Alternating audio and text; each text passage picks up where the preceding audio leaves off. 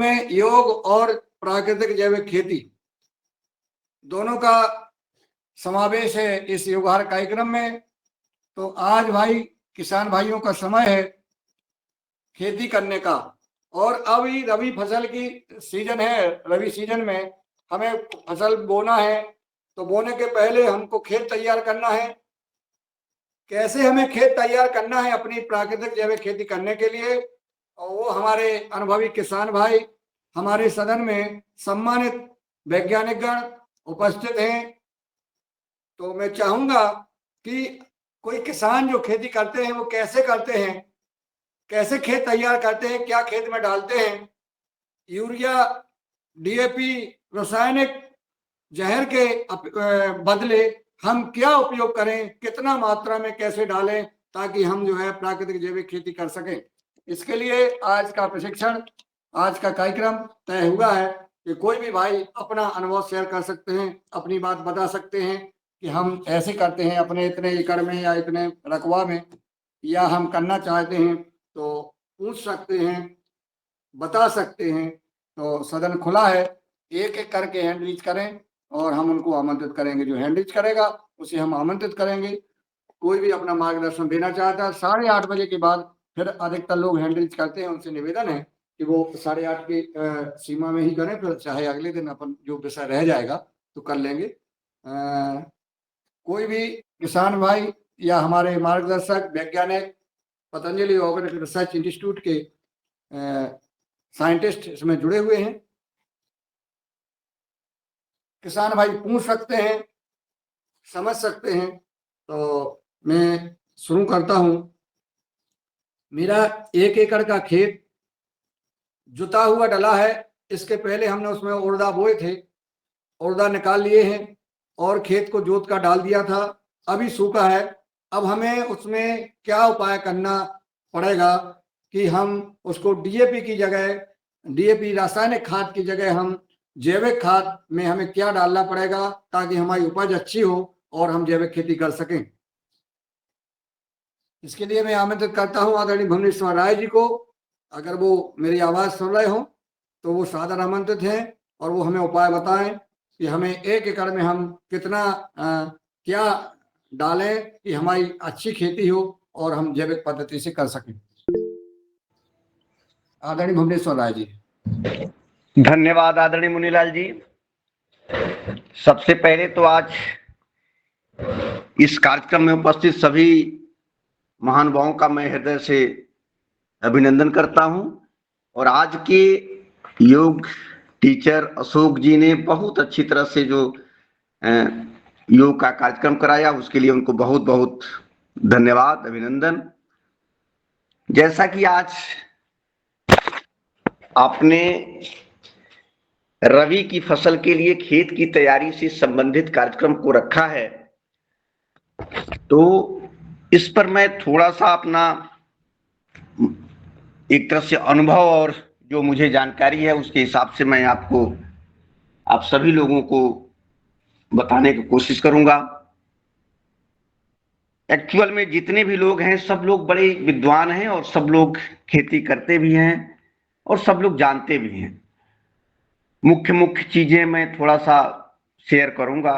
सबसे पहले तो यह है कि आप रबी की फसल की कटाई कर चुके हैं, करने जा रहे हैं। धान की कटाई कुछ जगहों पर शुरू हो चुकी है, कुछ जगहों पर भी होगी।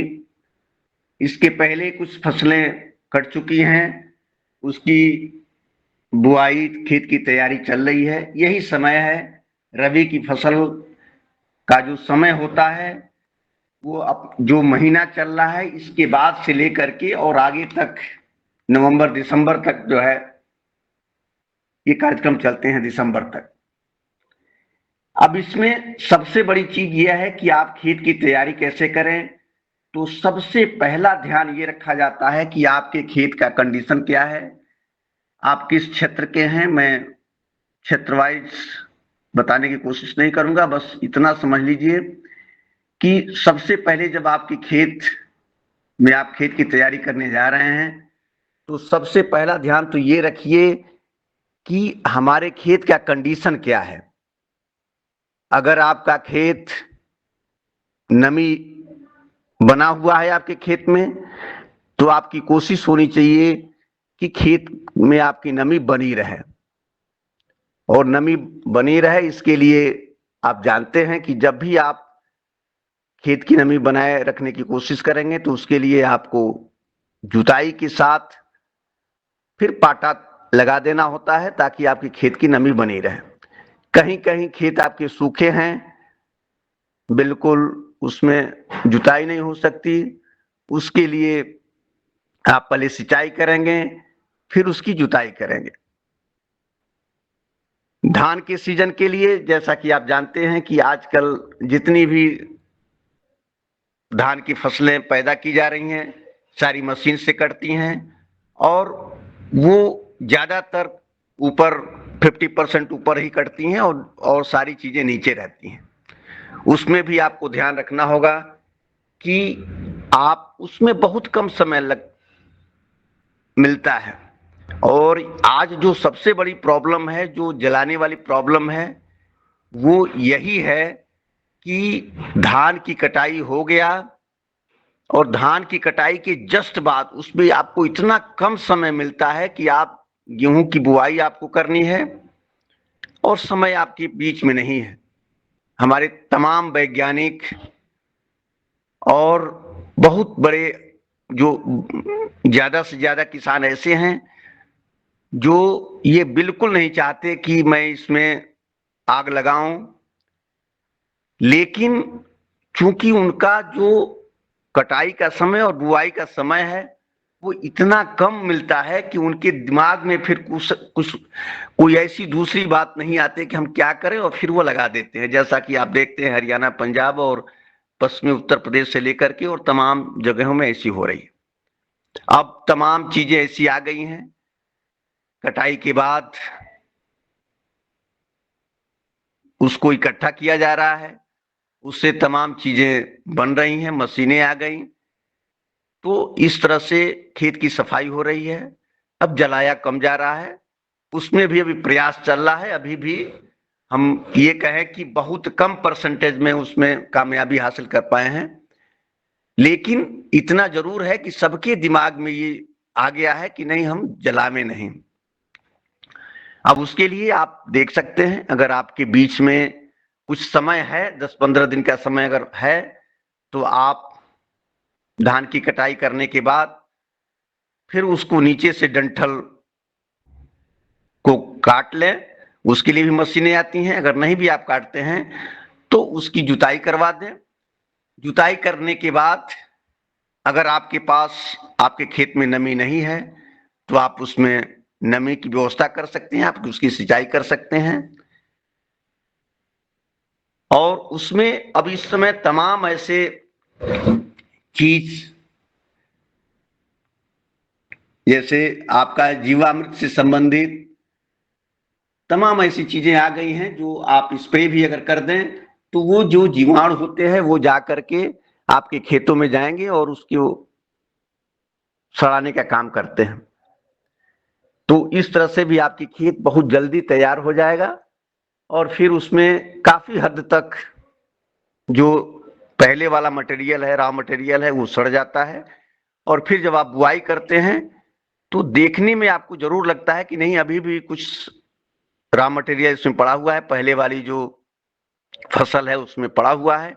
लेकिन जब फिर आप उसको लगा देते हैं, फिर उसकी सिंचाई करते रहते हैं और फिर धीरे धीरे करके सड़ जाता है और वो खेत आपका तैयार हो जाता है और आगे फसल आपकी अच्छी हो जाती है। मैं अपना अनुभव खुद बताऊं कि कभी कभी देखने में लगता है कि बिल्कुल ये तो यार ऐसा खेत है कि जिसमें हम पूरा धान के टुकड़े पड़े हुए हैं और वो कैसे होगा। लेकिन जब आप उसमें देखेंगे तो जर्मिनेशन हो जाता है, फिर आप सिंचाई कर देते हैं और फिर धीरे धीरे वो सड़ जाता है और अगल बगल के जो लोग जलाए रहते हैं उनसे अच्छा होता है। अभी भी मैं अपने वहां बताऊं कि हमारे गांव में पहले तो 100% था, लेकिन अब जो है करीब करीब 50% ही लोग जलाते हैं और 50% लोग ऐसे ही करते हैं। जिसमें एक मेरा भी परिवार है जो जलाता नहीं है, और उसको जुताई करके चाहे जैसे भी हो, अगर वो उनके पास समय नहीं भी रहता है कि उसको सड़ा पावे, तो तत्काल भी बुआई करना होता है तो भी वो जो है जुताई करके उसी में बुआई करा देते हैं, लेकिन जलाते नहीं है। तो आपको ये काम करना है। जहां तक थोड़ा सा, चूंकि खरीफ से आप रबी में पहुंचे रहते हैं, तो खरीफ के सीजन में आपकी नालियां, आपके मेड़ सब ज्यादा खरपतवार से आच्छादित रहते हैं। आप कोशिश करिए कि ये सारी चीजें साफ रहें, ताकि उसमें जो अंडे, कीड़ों के अंडे और बीमारियों के जो पैथोजन है वो सब खत्म हो जाएं, जो उनके कारक होते हैं। तो ये बहुत अच्छी बात रहेगी। उसके बाद आपको अपने हिसाब से जितना आपके पास सड़ी हुई गोबर की खाद है, जो भी आपके पास उपलब्ध है, उसको आप खेत में डाल लें, खेत की तैयारी करें। खेत की तैयारी भी फसल के हिसाब से की जाती है। अगर आपको आलू बोना है, तो आप जानते हैं कि आलू में आपको बहुत गहरी जुताई की आवश्यकता है, उसमें चूंकि मेड़ बनते हैं। अगर आपको गेहूं बोना है तो उसमें थोड़ा सा उसके हिसाब से कम जुताई की जरूरत होती है। और भी अगर आपको सरसों, तिलहनी फसलें इस तरह से बुआई करनी है तो उसमें और जुताइयों की कमी होती है। तो इस हिसाब से आप अपने खेत की तैयारी कर सकते हैं। तो हर क्षेत्र के हिसाब से, हर फसल के हिसाब से आपको जुताई करने की आवश्यकता है। तो ये चीज एक तरह से मैंने बता दिया कि आप खेत की जुताई कैसे करेंगे। जहां तक आपको बुआई की बात है, अगर उसमें जैसे बुआई आप कर रहे हैं, तो जैसा कि हम लोग जैविक खेती, प्राकृतिक खेती की बात करते हैं, और जैविक खेती, प्राकृतिक खेती में एक तो होता है प्राकृतिक खेती, एक जैविक खेती, आप सब लोग समझते हैं। और हम लोग दोनों की बात करते हैं, इसलिए कि जैविक खेती भी जरूरी है। हमारा मुख्य उद्देश्य यही है कि हम पहले केमिकल फ्री भोजन कर लें। केमिकल फ्री भोजन जब कर लेंगे, जब हम पैदा कर लेंगे, फिर हम उसको वह भी देख लेंगे कि हाँ, हमारा जो पैदावार हो वो भी बढ़ जाए, और फिर हमारा जो इनपुट लग रहा है उसमें किस तरह से कमी आ जाए। तो ज्यादातर लोग जो जैविक खेती, प्राकृतिक खेती की तरफ आगे बढ़ गए हैं, जो 100% प्राकृतिक खेती करते हैं, वे तो निश्चित रूप से एक देवता के समान है, उसमें कोई दो राय नहीं। वो बिना कुछ मार्केट से लाए अपने खेतों को तैयार कर सकते हैं, अपनी बुआई कर सकते हैं। लेकिन अगर जो लोग ये काम नहीं कर पा रहे हैं, तो किसी भी फसल जो रबी की फसल होती है, खास तौर से चाहे वो आलू ले लीजिए, चाहे वो आप गेहूं ले लीजिए, मुख्य फसल जो गेहूं की होती है वो ले लीजिए, इसमें फास्फोरस मस्ट होता है, और फास्फोरस आपको चाहिए ही होता है। तो उसके लिए जैविक खेती में जैविक प्रोम आता है, उसको आप प्रयोग कर सकते हैं। और मुझे लगता है कि अगर आप कम से कम 2 बोरी भी अगर एकड़ में प्रयोग कर लें, तो भी काफी हद तक, अगर आपका खेत थोड़ा सा पहले से ही आप उसमें ग्रीन मैन्योरिंग और जैविक की जो भी प्रक्रियाएं आप कर चुके हैं, गोबर की खाद, कंपोस्टिंग वगैरह कर चुके हैं, तो निश्चित रूप से अगर 2 बोरी भी आप डाल देते हैं, तो आपका जो खेत है फास्फोरस की कमी को पूरा कर देगा। उसके बाद आप बुआई के समय और भी तमाम मार्केट में है, अगर पतंजलि की बात में अगर हम करें, तो जैविक खाद भी आता है। जैसा कि आप लोग भी देखे होंगे कि हर तरह के कंपनियों का जैविक खाद आता है।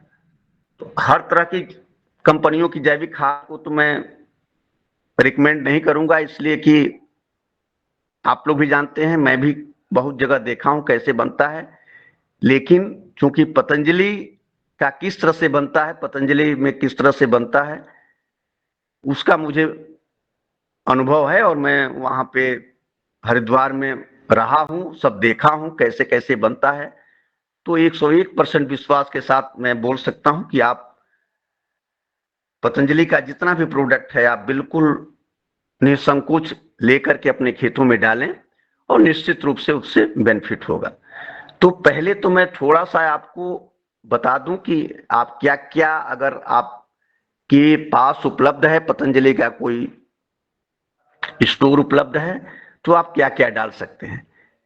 आप बिल्कुल दिमाग से निकाल दीजिएगा कि मैं जो बता रहा हूं वो खरीद के डालने वाली चीज बता रहा हूं। मेरा उद्देश्य बस इतना ही है कि अभी भी चाहे हम लोग जितना भी बात कर लें, लेकिन गांव के गांव ऐसे हैं जिसमें कोई जैविक खेती नहीं कर रहा है, कोई प्राकृतिक खेती नहीं कर रहा है। तो हमको इन लोगों के लिए सोचना है कि वो लोग कैसे आगे बढ़ें, जो पैसा खर्च कर सकते हैं। कहने में बहुत आसान होता है कि हाँ हम ये काम कर लें, वो काम कर लें, लेकिन जब करने जाते हैं, जब गर्मी क्या होता है, पसीना होता है, और जो लोग अपने खुद नहीं कर सकते हैं और जिनके वहां लेबर नहीं मिलते, वो बड़े परेशानी में रहते हैं। हाँ ठीक है, जिनकी व्यवस्था बनी हुई है, जिनके पास खेती पर्याप्त मात्रा में है और उनके पास पर्याप्त लेबर है, हर दिन लेबर रहते हैं, व्यवस्था बनी हुई है, उनके पास गौशाला है, सारी चीजें हैं, निश्चित रूप से वो तो इस क्षेत्र के, इस धरती के आदरणीय हैं, मतलब उसमें कोई कुछ कहना ही नहीं है। लेकिन जो लोग निश्चित रूप से करना चाहते हैं कि नहीं मैं केमिकल फ्री भोजन करूं और देश को भी खिलाऊं, अपने अगल बगल के लोगों को खिलाऊं, तो वो इससे शुरुआत कर सकते हैं। क्योंकि कोई भी चीज हम लोगों ने प्रयोग किया है कि शुरुआत में 50% तक अगर आप केमिकल फ्री, केमिकल युक्त किए हुए हैं, और मैं कई खेतों में ऐसा प्रयोग किया हूं कि जिसमें केमिकल की खेती हो रहा था और उसमें डायरेक्ट पहले से ही हमको जैविक खेती करना था, तो उसमें कई जगह सफलताएं अच्छी मिल गई थी, कई जगह सफलताएं बिल्कुल नहीं मिली थी, कई जगह तो बिल्कुल कटाई तक नहीं हुआ था। हम बहुत खेतों की बात कर रहे हैं। लेकिन शुरुआत से अगर आपकी तैयारी है, आपने सबसे पहले सब आपके दिमाग में ये आ गया है कि नहीं मैं इस तरह की खेती करूंगा, तो निश्चित रूप से इसमें आपकी सफलता मिल सकती है। तो आप जैविक खाद आता है उसको डाल सकते हैं खेत की तैयारी के समय। एक धरती का चौकीदार आता है पतंजलि का, उसका डाल सकते हैं। जैविक सुभूमि के नाम से आता है, उसमें भी डाल सकते हैं। जैविक प्रोम की बात मैंने आपको कर ही दिया। और अपने खेतों में आप हर सिंचाई में कर रहे हैं, डाल रहे हैं। अगर आपकी सिंचाई थोड़ी लंबी जा रही है, क्योंकि लंबी क्या मतलब गेहूं में भी 4-5 सिंचाई हो ही जाता है, तो अगर 4-5 बार हर सिंचाई में भी आप जीवामृत डाल देते हैं तो वो निश्चित मानिए कि आपका खेत बहुत अच्छा हो जाएगा और पैदावार भी बहुत अच्छा हो जाएगा। घन जीवामृत आप पहले बना लीजिए, बुआई के समय डाल लीजिए। तो ये आपके ऊपर है कि आप कितना जीवामृत, घन जीवामृत, गोबर की खाद, इस तरह से आप खेत को मेंटेन कर सकते हैं। अगर इसमें आपको कमी है तो इसकी पूर्ति जो है आप खेती, जो जैविक स्टोर हैं, जैविक खाद के स्टोर हैं, वहां से भी लेकर के कुछ कर सकते हैं। और उसमें मैं ज्यादा कुछ उसमें बताने की उसमें नहीं हूं, लेकिन इतना जान सकते हैं कि जैविक खाद, जैविक प्रोम, फिर एजेटोबैक्टर, अगर आपकी दलहनी है तो राइजोबियम, इस तरह की चीजें जो है, तो अगर आप 1 किलो से लेकर के 2 किलो प्रति एकड़ तक आप डाल दें तो निश्चित मानिए कि आपका खेत फिट और फाइन हो जाएगा और फिर आप अपने खेत को आगे बढ़ा सकते हैं। तो ये कुछ मुख्य मुख्य बातें रहीं। अगर कुछ और मैं चाहूंगा कि और कुछ हमारे साथी इस पर चर्चा करें, और फिर अगर आवश्यकता पड़ेगा तो फिर मैं भी उसमें शामिल हूँ। धन्यवाद। जी बहुत बहुत धन्यवाद आदरणीय भुवनेश्वर राय जी। आपने हमारे किसान भाइयों को रबी की फसल में खेत कैसे तैयार करना है, उसमें क्या क्या डालना है, कितनी मात्रा में डालना है, यह आपने सरल तरीका बताया। आपको युवहर परिवार की ओर से बहुत बहुत शाबाश। हमारे किसान भाई आदरणीय ओंकार नाथ जी और आदरणीय सुमित वर्मा जी ने हैंड रेज किया है, तो मैं सबसे पहले आदरणीय ओंकार नाथ जी को झारखंड से मैं आमंत्रित करता हूं कि आप आएं और अपना सवाल आदरणीय भुवनेश्वर राय जी से करने का कष्ट करें। जी जी नमस्कार मुनीलाल भैया जी। मेरा प्रश्न है राज सर से कि अभी 2 एकड़ में मेरा सरसों लगाना है, तो उसमें अभी जुताई कर दिया हूँ, लेकिन थोड़ा नमी मुझे कम लग रहा है। तो क्या उसका सिंचाई करके वो जो करें, क्या टाइमिंग कब तक इसका सरसों का कब तक टाइमिंग से चलता है बुआई बुआई का, तो ताकि मतलब कि लेट भी नहीं हो और जो नमी है दूर हो सके। तो ये थोड़ा सा मार्गदर्शन करें कि क्या सिंचाई करना अच्छा रहेगा या फिर हम उसको बुआई कर दें। जी सर। धन्यवाद ओंकारनाथ जी। देखिए, आप लोग खुद अनुभवी हैं और आप देख लीजिए कि आपकी फसल, आपके खेत में कितना नमी है। इतना नमी है कि उसमें जर्मिनेशन हो जाएगा, तो आप निश्चित रूप से कर लें। लेकिन अगर आपको लगता है कि हमारा खेत बिल्कुल सूख गया है और इसमें बीज बोने के बाद जर्मिनेशन नहीं होगा, तो आप निश्चित रूप से एक हल्की सिंचाई कर लें। हल्की सिंचाई करने के बाद ही उसकी बुआई करें तो ज्यादा अच्छा होगा।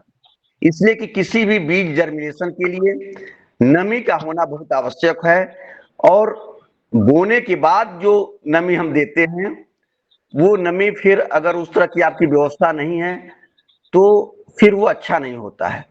इसलिए पहले ही, बोने के पहले ही आपके खेत में इस तरह की नमी होना चाहिए कि आपका जर्मिनेशन हो जाए। यही बहुत अच्छी बात है। तो अगर आपको लगता है कि जर्मिनेशन योग्य नहीं है नमी, तो आप हल्की सिंचाई में आप देख लें आपके पास क्या व्यवस्था है। कई तरह की सिंचाइयां होती हैं। फवारा विधि है जिसमें आप हल्की सिंचाई कर दें और 2-4 दिन के अंदर ही जो है ओट आ जाता है, उसकी जुताई कर लेते हैं। अब अपनी व्यवस्था के हिसाब से जितना हल्की सिंचाई हो सकता है उतना हल्की सिंचाई कर दें और फिर आगे बढ़ जाए। धन्यवाद। जी सर धन्यवाद सर। जी आदरणीय जी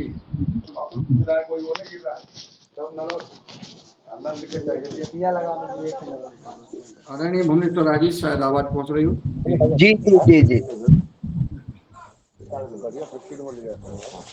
जी धन्यवाद मुनीलाल जी।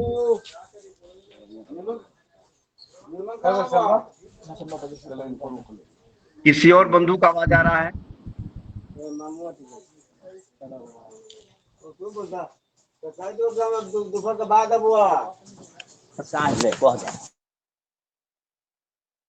धन्यवाद। देखिए, जैसा कि आपने बताया कि आप बीच में चना लगाना चाहते हैं और किनारे किनारे सरसों लगाना चाहते हैं, निश्चित रूप से आप लगा सकते हैं। और आप देखते होंगे कि लोग लगाते भी हैं, और उसमें जो हमारा जैविक खेती, प्राकृतिक खेती का जो सिस्टम है वह भी ये सब बताता है कि हम इस तरह से खेती करें, किनारे किनारे इस तरह की फसल लगाएं जो कीट को रोक लें हमारी मुख्य फसल को। तो ये आप कर सकते हैं। जी आदरणीय सुमित वर्मा जी, सादर आमंत्रित हैं। जी धन्यवाद। मैं अभी धान की कटाई के बाद मतलब बहुत से फसल लगाना चाहता हूँ जो भी संभव है अभी के सीजन में, जैसे गेहूं, मटर, चना, मसूर, अलसी, सरसों। तो ये मतलब पहला प्रश्न तो ये था कि इसके अलावा भी और कुछ हम लगा सकते हैं क्या? हमारा तो प्रथम उद्देश्य है कि अपने खाने की अधिक से अधिक चीजें हम अपने खेत में ही पैदा करें, ना कि अभी व्यावसायिक रूप से बल्क में कुछ एक चीज उगाएं। तो हमारा उद्देश्य है कि जितना ज्यादा से ज्यादा हो सके इस सीजन में हम लगा सकते हैं अपने खाने के लिए वो करें। तो और इसमें सुझाव चाहिए था कि अभी और क्या लगा सकते हैं। और दूसरा प्रश्न ये था कि इन सभी बीजों का, इनमें से कितने बीज ऐसे हैं जिनको हम सीधा नमी में बुआई कर सकते हैं बिना जुताई के, और जिसमें उत्पादन में ज्यादा असर ना हो। तो ये मेरे दो प्रश्न थे। और तीसरा ये भी था कि वैसे रघुवंशी जी से हमने पूछा हुआ है बीज के लिए, अगर किन्हीं के पास और है बीज इनमें से उपलब्ध कराने के लिए, मतलब हमें क्रय करना था बीज, तो वो भी बताएं। जी धन्यवाद।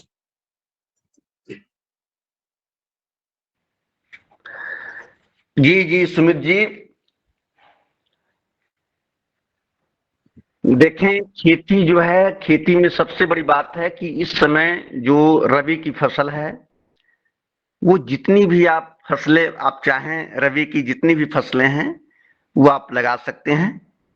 और जहां तक आपने जो बताया कि कौन कौन सी ऐसी फसल हैं जो बिना जुताई के लगा सकते हैं और कौन सी ऐसी फसलें हैं जो जुताई करके लगा सकते हैं, तो इसमें मुख्य रूप से जो फसलें जमीन के अंदर जिनके कंद लगते हैं उनके लिए आपको जुताई करना अति आवश्यक है। जैसे कि आप जानते हैं कि आलू हो गया, गाजर हो गया, इस तरह की जितनी भी फसल हैं उसके लिए पर्याप्त जुताई की आवश्यकता पड़ेगी। लेकिन उसके बाद जितनी भी और जो अनाज वाली फसलें हैं वो आप बिना जुताई जीरो टिलेज विधि से करके आप लगा सकते हैं। और उसमें निश्चित मानिए कि जो जीरो टिलेज से अगर आप मान लीजिए गेहूं की बुआई करते हैं, चना की बुआई करते हैं, मटर की बुआई करते हैं, और भी जो भी इस तरह की फसलें हैं उसका बुआई करते हैं, तो और उसमें अगर आप बीच में जो फर्टिलाइजर वगैरह है जो पहले डाले हैं वो सब ठीक है, लेकिन अगर आप प्रोम वगैरह डालना चाहते हो, अगर डाल देते हैं उसी के साथ, तो निश्चित मानिए कि आपका पैदावार जो है बहुत अच्छा होगा। यहां तक कि जो जुताई लोग करते हैं, जुताई से करने के बाद जो करते हैं उससे अच्छा पैदावार होता है। और इस समय तो कई ऐसे किसान हैं जो महारत हासिल किए हुए हैं जीरो टिलेस अपनी पूरी खेती, चाहे वो धान की है, गेहूं की है, और भी जो भी अनाज वाली फसलें हैं सबकी जो है वो लोग कर रहे हैं और बहुत अच्छा पैदावार ले रहे हैं। जिनके पास ट्रैक्टर वगैरह है वो थोड़ा सा कर लेते हैं, लेकिन ये देखिए कि जिनके पास ट्रैक्टर नहीं है, जो ट्रैक्टर भाड़े पर लेके काम करते हैं, उनका एक बहुत बड़ा हिस्सा खेत की तैयारी में लग जाता है और वो पैसा उसमें बच जाता है। साथ में कम से कम ये मानकर चलिए कि अगर आप खेत की तैयारी करने जा रहे हैं और डायरेक्ट सोइंग करने जा रहे हैं तो इसमें 10 से 15 दिन का समय आपका बच जाता है, जो रबी के सीजन के लिए बहुत ही फायदेमंद है। रबी के सीजन में ये माना जाता है कि अगर आप जितना भी पहले, अगर जैसे गेहूं की बुआई है, अगर समय से आपने कर लिया, धान की कटाई के बाद बहुत कम समय मिलता है, इतना कम समय मिलता है कि जिसका कोई हिसाब नहीं। उसमें आप अगर डायरेक्ट सोइंग कर लिए बिना जुताई के, तो समझिए कि आपका पैदावार अपने आप बढ़ जाता है और पूरा एक अच्छा खासा जो बजट खेत की तैयारी का है, सॉइल प्रिपरेशन का है, जो जुताई का है, वो बच जाता है। डायरेक्ट आप सोइंग कर लीजिए। जीरो टिलेज मशीन आजकल ट्रैक्टर से चलता हुआ मिलता है और चल भी रहा है, हर जगह है। पहले 8-10 साल पहले केवल कृषि विज्ञान केंद्रों पर ये आया था डेमोन्स्ट्रेशन के लिए, अब तो बहुत किसान इसको उपयोग करते हैं। तो ऐसे करें, जो भी करें वो बिल्कुल लाइन से करें। और मेरा तो यही सुझाव रहेगा कि अगर आप उस हिसाब से कर रहे हैं तो इस समय जितनी भी फसलें हैं वो इस तरह से मैनेज करें कि आपकी कटाई में वो आराम रहे। अगर आपको मशीन से भी काटना हो तो आप काट लें और हाथ से भी काटना हो तो आपको दिक्कत ना हो। एक में मिक्स करके ना करें बल्कि लाइन से हर फसल का अलग अलग करें। धन्यवाद। जी जी धन्यवाद। और किसी हमारे कोई भी किसान भाई? अपना संवाद कर सकता है, अपनी बात कर सकते हैं। इससे पहले मैं आदरणीय अशोक पटेल जी को आमंत्रित करता हूँ। अशोक पटेल जी, आपकी क्या तैयारी है अभी इस रबी फसल में, वो आप बताने का कष्ट करें। अशोक पटेल जी, बनाड़ा। आपका प्रश्न क्या है? मैं अभी जुड़ा हमारा हूँ। हमारा प्रश्न ये है कि आपकी क्या तैयारी है अभी इस रबी फसल की बोने के लिए, कैसे करेंगे आप, अपना अनुभव बताने का कष्ट करें।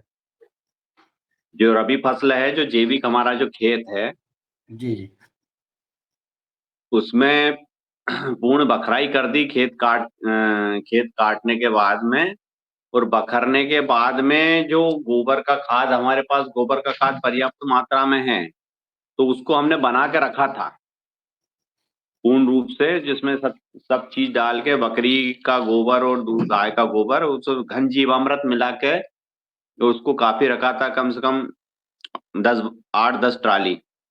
वो पूरे खेत में हमने डाल दिया, और उस खेत में जिप्सम भी डाला है इस साल, जो जैविक खेत है उसमें, और उसको पूरा भी मिला के और खेत को रख दिया है।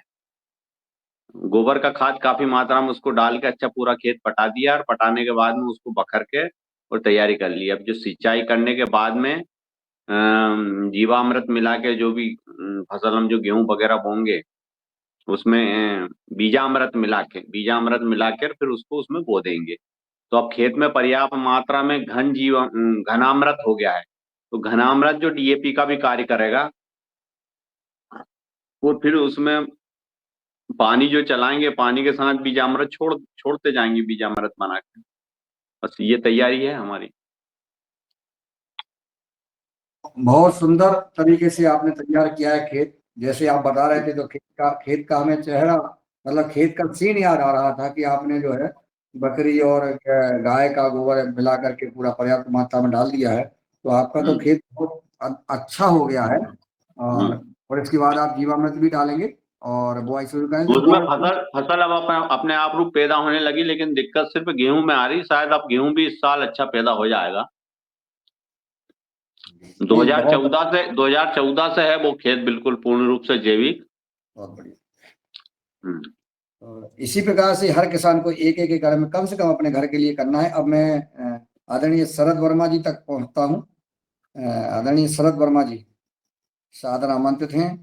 आप जी अपना ओम। अनुभव और मार्गदर्शन देने का कष्ट करें। जी ओम। सदन को कोटि कोटि प्रणाम। आज अशोक भैया ने बहुत अच्छे से योग कराया, और आज जो चर्चा तैयारी कैसे करने, जो जैविक प्रमाणीकरण से जो पंजीयन है खेत, या जो जैविक जहां से भी पंजीयन है, उनमें जैविक खेती करने का तरीका।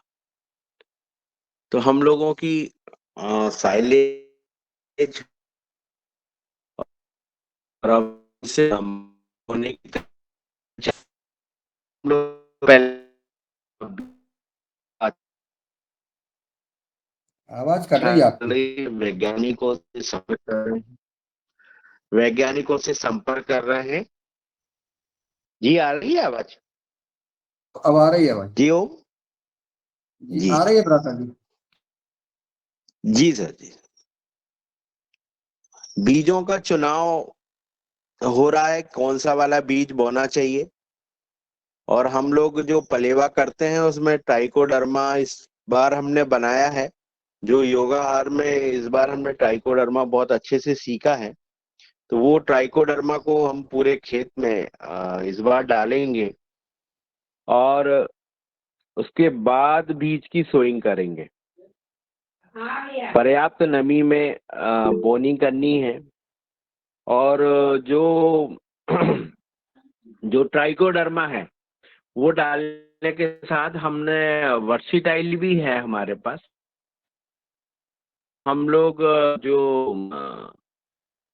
पुनः वर्सीटाइल भी हमें बताया है, तो वो वर्सीटाइल भी हम डालेंगे। इससे खेत में जो दीमक का प्रभाव है वो भी खत्म होगा। उन्होंने बताया कि वर्सीटाइल से आप पूरी तरीके से दीमक से आप कंट्रोल पा सकते हैं। तो दीमक के लिए हम कीटाणु देंगे और फंगस के लिए हम ट्राइकोडर्मा यूज करेंगे। और जहाँ कुछ चने की बोनी है वहाँ पे हम लोग सूडोमोनास बढ़ाया हुआ है तो उसका हम लोग यूज करेंगे।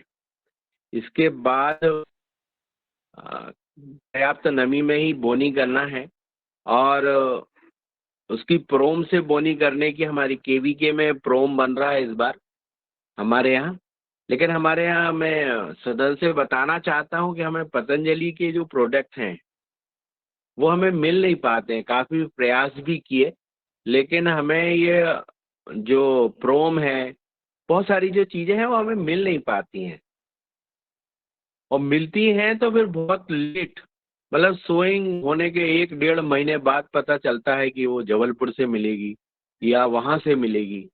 यहाँ कोई नर्मदापुरम में ऐसी कोई व्यवस्था नहीं है कि जहाँ से हमें इजीली मिल सके, या कोई ऑनलाइन है या ऐसा कोई सिस्टम हो तो मैं मुंजा से करूँगा कि वो जरूर से हमें बतावें। जी ओम। जी बहुत बहुत साधुवाद आदरणीय शरद भैया।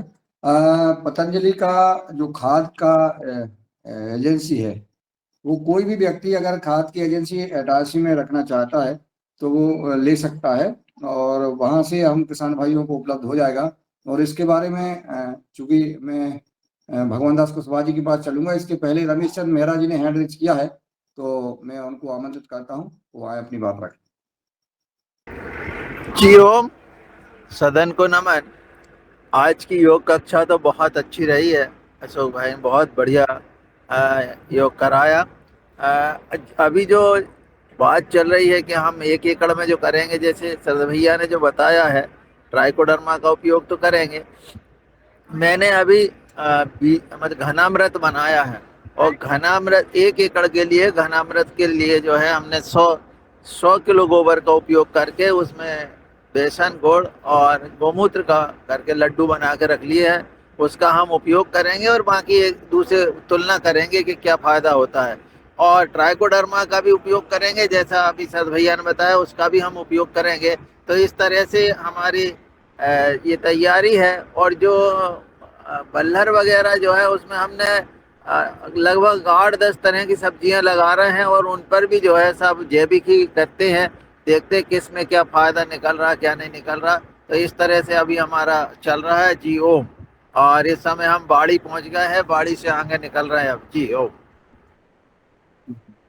जी वो ट्राइकोडर्मा, आपका जो ट्राइकोडर्मा है वो कहाँ है? मेरे लिए आप बोल रहे थे आपका ट्राइकोडर्मा बना रखा है, उस दिन कुप्पी नहीं थी इसलिए वो ट्राइकोडर्मा नहीं पहुंचा, बना रखा। अगले रविवार आपको ट्राइकोडर्मा पहुंच जाएगा। नहीं, अभी कहाँ है? अभी फिलहाल कहाँ रखा है? भैया, शरद भैया के यहाँ। चलो मैं आज आता हूँ, मैं लाऊंगा शरद भैया के यहाँ हाँ, आऊंगा, बिल्कुल पहुंच जाओ, ले आओ, भर लाओ, है ना। कुप्पी जरूर ले जाना, कुप्पी के लिए वो उस दिन कुप्पी है ना, कुप्पी, खाली कुप्पी। हाँ, नहीं तो वो काय में लाओ। वही तो उसी दिन यही हुआ। राकेश जी के साथ गाड़ी भी पहुंच गई थी, सब कुछ हो गया, पर जब देखा कि अब कुप्पी तो है ही नहीं तो काय में ले जाएं। तो कुप्पी तो कितने लीटर बनाए मेरे लिए? 20 लीटर है। आप 20, 25, 30 जितना लाना हो ले आओ। शरद भैया से पूछ लो, अभी तो उपयोग नहीं किया होगा, रखा ही आपका तो। जी हो गया, कंप्लीट हो गया वो, है ना? शरद जी बताए है ना अभी? हाँ है, उपलब्ध है जी। हाँ रखा है भैया, बोल रहे हैं। जी जी, आज आऊंगा, आज आऊंगा। दादू जब भी लेने आते हैं तो कुप्पी लेके नहीं आते। हेलो, आज आप आ रहे हैं तो वो मिट्टी भी ले आना। हेलो। हाँ ठीक ठीक ठीक ठीक ठीक। और वो मिट्टी में वो रख के ले आना। और यदि आप, जैसे मैं नहीं भी हूँ तो एमएल साहब से अभी इसमें होंगे तो उनसे बात कर लो और शरद भैया और आप मिल करके उसकी जांच भी कर लेना, बैठे बैठे रिजल्ट भी ले जाना। ठीक ठीक ठीक, है ना। थोड़ा जल्दी आ जाना तो वो रिजल्ट, वो तो 5-10 मिनट में रिजल्ट मिल जाते हैं। दादू यार, एमएल साहब को कह लो। दादू वो हाँ बंद करो।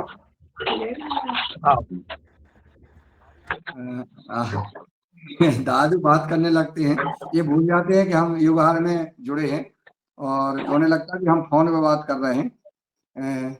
चलिए बहुत सुंदर, आप लोग प्रशिक्षण लेने जा रहे हैं और अशोक भैया को ट्राइकोडर्मा थोरासिस की हम से लेंगे, उपयोग करेंगे। आदरणीय बने सिंह आर जी, आप सादर आमंत्रित। जी ओम, सभी को प्रणाम। आज का जो विषय चल रहा है कि रबी की फसल की खेती कैसे तैयार की जाए, उस विषय में तो मैं भी सदन से सभी लोगों से ये जानना चाहूँगा, जैसे कि अशोक पटेल साहब है, भुवनेश्वर भाई जी है, गेहूं की जो फसल हम लगाते तो बिजाई करने से ज़्यादा उत्पादन आता है या फिर उसको दाना फेंकने से, और कितना बीज लगाना चाहिए और उसमें पानी की व्यवस्था किन हिसाब से करना चाहिए तो अपना ज़्यादा से ज़्यादा प्रोडक्शन अपन ले सकते हैं, इसके बारे में जानकारी बताएं थोड़ा सा। जी, आदरणीय बने सिंह जी का सवाल है कि हम जी। छिड़क के बीज डालें या हाथ से बीज डालें और पानी कैसे उसको कितना डालें ताकि उसका उपज अच्छी हो। बीज जो है, बीज को हमें से करना चाहिए। सीड कम फर्टिलाइजर होती है, आप सोई करें, जीरो प्लांट से करें, रो की दूरी रखें, लेकिन आप जो दिल से बोते हैं वो प्लांट से प्लांट की नहीं पाते हैं। तो आप रो से रो की दूरी तो आप मेंटेन कर लेते हैं कि आपको 7 इंच पे रखना है, 8 इंच पे रखना है, लेकिन आप जो प्लांट से प्लांट की दूरी है वो आप मेंटेन नहीं कर पाते हैं, इसलिए आपको लगता है कि छिड़काव में ज़्यादा उत्पादित हो रहा है और शिड्यूल से सोइंग से कम हो रहा है। आपको पूर्व पश्चिम जो दिशा है आप उस पे सोइंग करें और शिड्यूल से करें और प्लांटर से करें आप, तो बहुत अच्छी आपकी उत्पादित आएगा आपका। तो बीज में आप सीड फर्टिलाइजर रहेगी तो पीछे आप प्रोम डाल सकते हो और आगे आप ट्राइकोडर्मा के साथ गेहूं की सोइंग कर सकते हो। और बीज का चुनाव आप अच्छे से करें, जो भी अध्ययन करें और के उसमें कटे वाली जो गेहूं है निकालें, क्योंकि उनसे जो बालियां आती हैं वो उतनी परिपक्व नहीं आती, तो उसको कम से कम 2 बार ग्रेडिंग कर लें।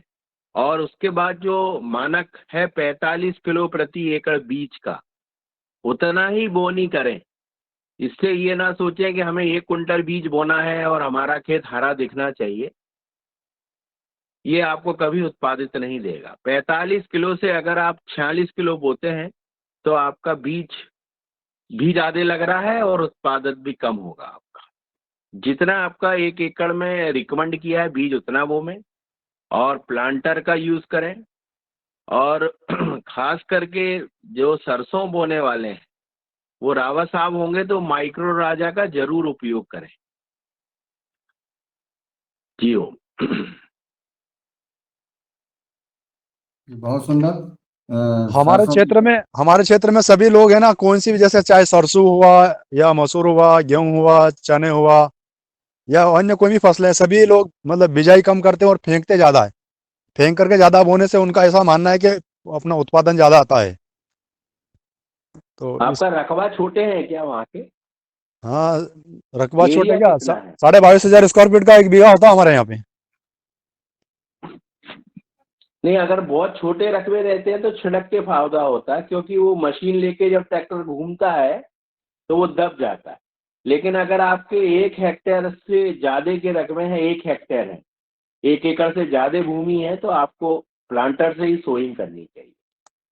नहीं, रकबा तो ज्यादा है, 10-20 बीघे, 2, 4, 5 एकड़ ऐसे, परंतु फिर भी लोग ज्यादा फेंकते ज्यादा लोग सभी, नहीं प्लांटर तो से कम आप बिजाई करते हैं। प्लांटर से बोनी नहीं हो रही, इसका मतलब है कि आपके यहाँ जो यंत्र यूज हो रहे हैं वो सिंगल पेटी वाला और अभी वही चल रहा है, इस बात को बता रहा है। आप हाथ से डाल रहे हैं, इसका मतलब है कि आपका जो यंत्र है, जो सोइंग मशीन है आपकी, वो आपकी सोइंग मशीन वो सिंगल पेटी वाली है। जी जी जी जी। आदरणीय डॉक्टर किशोर अगर दुबे जी। आपके पास यंत्र हो तो उसकी फोटो डालें, जिससे बोनी करते हैं आप, हैं क्या? हाँ सर, डालूंगा मैं। ठीक है ठीक हाँ सर। वो डाल दीजिए आप, तो फिर हम समझ आ जाएगी कहाँ परेशानी। ठीक सर। धन्यवाद मुनीलाल जी, बहुत अच्छी चर्चा चल रही है। और इस संदर्भ में मेरे मात्र दो छोटे से सुझाव है। पहला सुझाव जो सुमित जी बोल रहे थे कि घर के घर में ही हमको कुछ सब्जियां लगानी है, कुछ फसलें लगानी है, तो उसमें क्या किया जाए करके भुवनेश्वर जी ने तो बहुत अच्छा मार्गदर्शन किया ही है। थोड़ा मैं चीजें उसमें जोड़ देता हूँ कि जो बीज जल्दी निकलते हैं, जैसा दलहन के बीज बहुत जल्दी निकलते हैं, तो वो डायरेक्टली आपने बिना जोताई किए हुए भी उसमें अगर आप डाल देते हो तो निकल जाएंगे। हाँ, उनको डालने के पहले उनको ओवरनाइट यानी 12 घंटा 8 घंटा भिगा के रखो। अगर हम रात भर भिगा के रखते हैं तो निश्चित रूप से उनकी उगाने की क्षमता जो है बहुत अच्छी होती है। वरना कई बार हमारे बीज क्यों नहीं निकलते, उसका मुख्य कारण ऐसा होता कि नमी अगर कमी है तो वो नमी जो बीज लेता है वो फूगने में और उसी में उसकी नमी चली जाती है और फिर वो निकलता नहीं है। तो पहला सुझाव है कि ऐसे जो नेचुरल फार्मिंग करना चाहते हैं या बिल्कुल उसी तरह से कि हमारी धान की पराली है और उसको काटे बगैर हमको करना है छोटे पैमाने पे, तो निश्चित रूप से बीज भिगा के रखो ओवरनाइट 8 से 12 घंटा और उनका प्रयोग करो, तो निश्चित रूप से बीज अच्छे निकलेंगे। हमने तो ये प्रयोग 5-7 साल पहले गेहूं में भी किया था कि ओवरनाइट उसको भिगा के रखा था और भिगाने के बाद में उसको थोड़ा सा सुखाया था और सुखाने के बाद में फिर उसको मशीन से यानी जो जुता एक किया था, सोइंग किया था, तो उसमें भी जर्मिनेशन अच्छा निकला। ये 8 से 12 घंटा भिगा के सुखा के बुआई करो, ये जनरल फार्मूला है, ये किसी भी बीज को लागू पड़ता है। एक चीज। दूसरी चीज कि ऐसे जहां पे नेचुरल फार्मिंग करना है तो वहां पे अगर हम सीडलिंग लगाते हैं, रोपा जिसको बोलेंगे, कि पहले तो रोपा बना लेने का और रोपा बना के अगर डायरेक्टली हम वहां पे लगाते हैं छोटे पैमाने में, जैसा सुमित जी चाह रहे हैं, तो वैसे जगह पे अगर हम डायरेक्टली रोपा लगाते हैं तो निश्चित रूप से फिर आजू बाजू में कचरा भी रहा कुछ भी रहा तो भी ये रोपा जो है बहुत तेजी से बढ़ जाएगा और उसको बाकी की जो कचरा या जिसको अपन बोलेंगे कि पुरानी फसल के जो रेमनेंट्स है उसका कोई दुष्परिणाम नहीं होगा। दूसरी चीज। तीसरी एक छोटा सा मेरा निवेदन है, क्योंकि ये मध्य प्रदेश में अभी शरद जी और रमेश जी के साथ में जो 10-11 वैज्ञानिकों की जो टीम बनी है, बहुत अच्छी टीम बनी और जो ट्राइकोडर्मा वर्टिसिलाइटम और बाकी सब काम कर रहे हैं और उनके अलग अलग अभी अनुभव भी हम पटेल जी से और बाकी से सब सुन रहे हैं। और जो मैं डेटा की बात बोल रहा हूँ इस मंच पे, कई बार अपन ने सब नहीं कि डेटा डेटा गवर्नमेंट के पास भी डेटा नहीं है, तो ऐसी डेटा की निर्मित ये जो 10-11 मेंबर्स है रमेश जी और शरद जी के साथ में, मेरा छोटा सा नम्र निवेदन है कि आप ये इनका सबका प्रयोग करते समय एक ही काम करना है। सबसे पहले तो अभी हमारे दूसरे साथियों ने भी बोला कि बीज छिड़काया जाता है गेहूं का या इसका। सबसे पहले एक कि कितना बीज छिड़का, कितने एरिया में डाला, कितने ट्राइकोडर्मा के साथ डाला, इसका मापन होना चाहिए। बगैर मेजरमेंट से कोई भी चीज नहीं होती, चाहे जो भी हो, आधा किलो 2 किलो 10 किलो जो भी है। ट्राइकोडर्मा कितने इसमें किया, उसको कैसा घोल बनाया, कितने एरिया में डाला, तो मापन जिसको मेजरमेंट, बगैर मेजरमेंट से डेटा बनता ही नहीं है। तो हर चीज में मेजरमेंट करके उसके उपयोग किए जाए, नंबर एक। और दूसरा कि जिसको हम कंट्रोल मेजर बोलते हैं, विज्ञान में हमेशा रिसर्च में कंट्रोल मेजर होता है कि अगर समझो कि कोई भी अब ट्राइकोडर्मा है या वर्टिसिलाइटम है और भी कोई भी चीज है, तो उसकी इफेक्टिविटी परिणामकारिता हमको जानना है, तो क्या करना पड़ेगा कि कम से कम 2 लाइन बगैर ट्राइकोडर्मा की रखनी पड़ेगी। उसके बाद में आप पूरे क्षेत्र में लगे तो डाल दो और फिर और एक आध जगह और 2 लाइन बगैर ट्राइकोडर्मा की छोड़ दो, फिर डाल दो और एक आध जगह फिर डाल दो, यानी कम से कम 3 जगह पे अलग अलग जगह पे अगर हम 2-2 लाइन छोड़ देते हैं, वो शायद छोटी भी हो तो कोई हरकत नहीं है हमारे प्रयोग के लिए, तो बगैर ट्राइकोडर्मा का कितना फसल आता है, उसमें कितनी ऊंचाई होती है, कितना यील्ड आता है, और ट्राइकोडर्मा के साथ में कितना आता है, ये अगर मेजरमेंट हम 8-8 15-15 दिन के बाद में लेते रहे, उसका रिकॉर्ड रखते रहे अलग किसी भी फसलों पे, यही डेटा बनता है। वैज्ञानिक कोई दूसरा काम नहीं करते, वैज्ञानिक यही काम करते हैं इंटरनेशनल नेशनल लेवल पे कि कोई भी जो हम चीज डालना चाहते हैं वो चीजों के साथ में क्या परिणाम मिलता है और चीजों के बगैर क्या परिणाम मिलता है, इसकी तुलना करना ही विज्ञान का काम है, यही अनुसंधान होता है। तो मैं गुजारिश करूंगा शरद जी, रमेश जी और बाकी जो 10-11 की टीम है, क्योंकि ये सब पढ़े लिखे और अच्छे किसान हैं, तो उस तरह से अलग अलग फसलें भले भले लगाए, तो ये छोटा सा अगर प्रयोग हम कर सकते कि 2 लाइन भले वो 100 फीट की रही तो भी चलेगा, वो बगैर ट्राइकोडर्मा की, बगैर वर्टिसिलियम की, या और जो भी आप डालना चाहते हो वो बगैर इसकी, और बाकी सब उसकी, और ऐसे कम से कम अलग अलग 3 जगह पे इसलिए क्योंकि विज्ञान ये मानता है कि कोई भी एक इससे निष्कर्ष नहीं निकाला जाता। इंटरनेशनली एक्सेप्टेड चीज तो वो तो 30-10 ऐसी बहुत दूर है, लेकिन अपन कम से कम 3 अलग अलग जगह भी ये करते हैं और उसका यदि रिकॉर्ड रखते हैं तो बहुत अच्छी, ये 10-11 लोगों के माध्यम से अच्छा रिकॉर्ड बन जाएगा, डेटा बन जाएगा, और योगाहार का जैविक खेती करने में बहुत अच्छा, नेचुरल खेती करने में बहुत अच्छा योगदान हो जाएगा। इसलिए ये मेरा नम्र गुजारिश है। धन्यवाद। बहुत सुंदर संवाद, मार्गदर्शन आदरणीय डॉक्टर किशोर दुबे जी, आपको बहुत बहुत साधुवाद। अब मैं चलता हूँ आगे आदरणीय दिनेश जी सेमवाल जी, जो हमारे सदन में उपस्थित हैं, जिनका मार्गदर्शन हम सबको समय समय पर मिलता है। तो मैं चाहूँगा कि आप अपना मार्गदर्शन भी सदन को देने का कष्ट करें। हमारे बीच में आदरणीय झारखंड के राज्य प्रभारी पतंजलि किसान सेवा समिति के परम आदरणीय करम कोरे जी सदन में उपस्थित हैं। मैं चाहूँगा कि आप आएं और हम सब किसान भाइयों को, वैज्ञानिकों को, योगाहार परिवार को अपना मार्गदर्शन, सुझाव देने का कष्ट करें। अगर मेरी आवाज़ आदरणीय करम कोरे जी तक पहुँच रही हो तो आप ससम्मान सादर आमंत्रित हैं। पतंजलि किसान सेवा समिति राज्य प्रभारी आदरणीय करम कोरे जी। शायद मेरी आवाज नहीं पहुंच रही है आदरणीय कृष्ण कुमार जी, तो आप करम जी से बोल सकते हैं। अब आदरणीय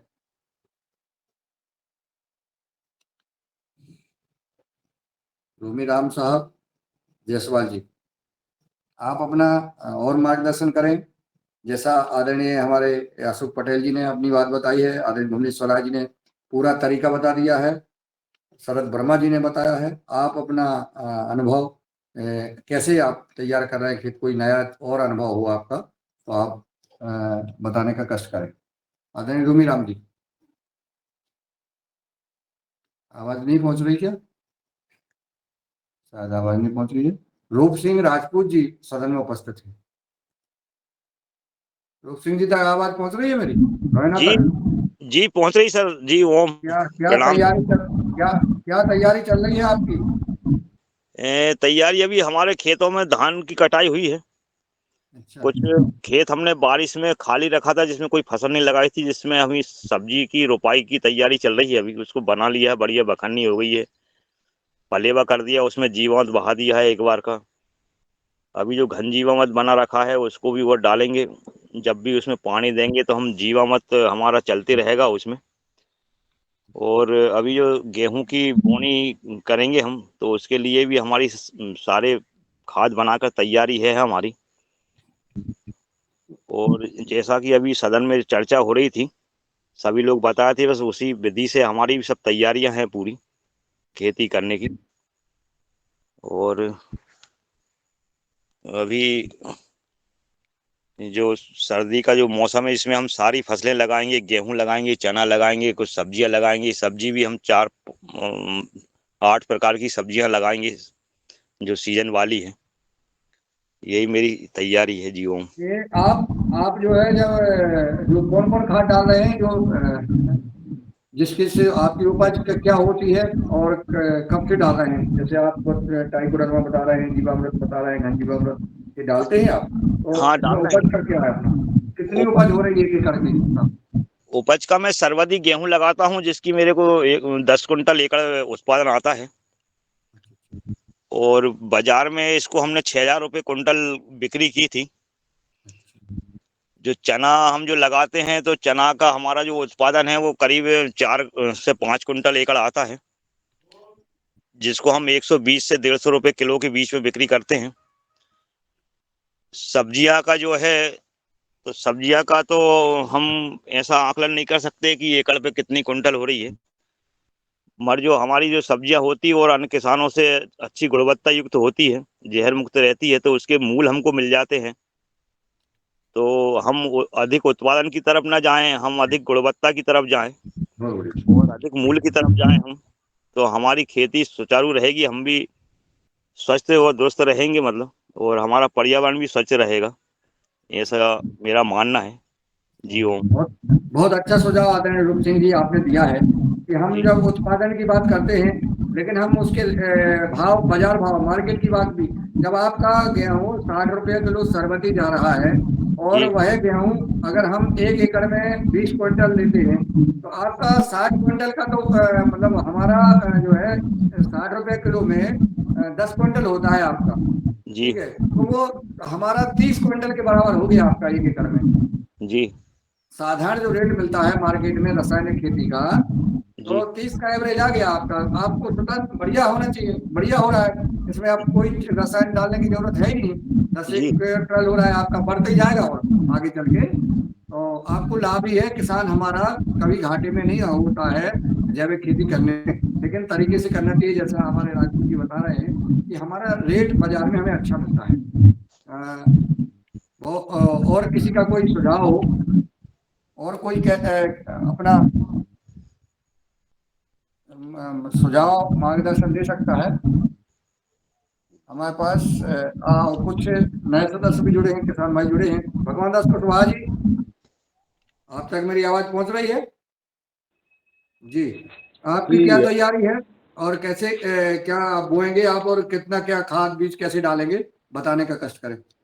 और एक है शरद भैया ने जो खाद, पतंजलि के खाद की बात की है कि हमारे इटारसी में उपलब्ध नहीं हो पा रहा है, तो इनको कैसे उपलब्ध होगा, क्योंकि आपका मार्केट वालों से संबंध रहता है, तो वो भी बताने का कष्ट करें। मैं ओपी मिश्रा जी को जोड़ता हूं जब तक आप अपना संवाद करें। जी, आदरणीय सदन को मेरा ओम प्रणाम वंदन। और आज की बहुत अच्छी चर्चा चल रही और हमारे आज के योगाचार्य जी ने बहुत बढ़िया योग कराया और सभी ने अपना अपना अनुभव बताया, जिससे हमारा ज्ञान वर्धन हो रहा। और अभी हमारी धान की फसल लगी है, तो उसमें कटाई के बाद हम गेहूं बोएंगे सोना मोती। और सोना मोती का बीज किसी को चाहिए हो तो हमारे पास अभी 7-8 कुंटल उपलब्ध है, तो ले सकता है। और बिल्कुल कम रेट में 6,000 रुपये कुंटल में दे रहा मैं। अभी कुछ 2-4 कुंटल बिक गया है, बचा है अभी 7-8 कुंटल होगा, तो कोई भी चाहे तो ले सकता है सोना मोती गेहूँ, जो शुगर फ्री होता है और उसमें फॉलिक एसिड की मात्रा 12.5% होती है, जिससे हमको अलग से टॉनिक वगैरह नहीं लेना पड़ती। और उससे हमारा डाइजेस्टिव सिस्टम भी अच्छा रहता है, पाचन क्रिया अच्छी होती है उसके खाने से। तो वो गेहूं बोने की तैयारी है हमारी। और हम इसमें खाद डालते हैं प्रोम, हमारी पतंजलि की जो आती है। तो हमारे पास एजेंसी थी, तो अभी हमने बंद कर दी उसको, वो उपलब्धता नहीं हो पा रही थी समय पे खाद की। और कुछ 1-2 लाख रुपए हमारे उधारी में भी फंस गए। जो उधार लेता है वो देता ही नहीं है पैसे, तो बड़ी विडंबना बनी और समय पर उपलब्धता नहीं हुई, जो कुछ थोड़ा बहुत मांग थी। तो अभी हम नरसिंहपुर से मंगा के अपनी आपूर्ति कर लेते हैं और जो 2-4 किसान हैं उनको दे देते हैं।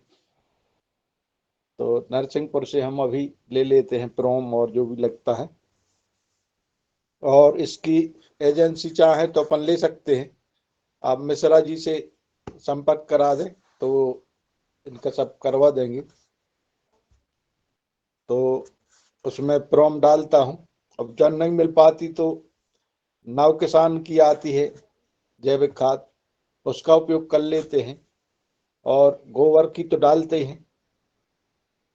इसी प्रकार हमारा यूरिया की जगह पे भी हम प्रोम का ही छिड़काव कर देते हैं। ऊपर से प्रोम है और अपना उसका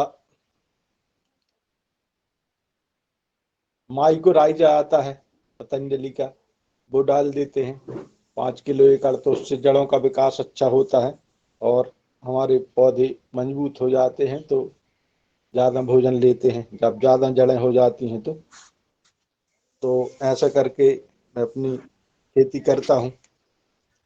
और ओम जी सर।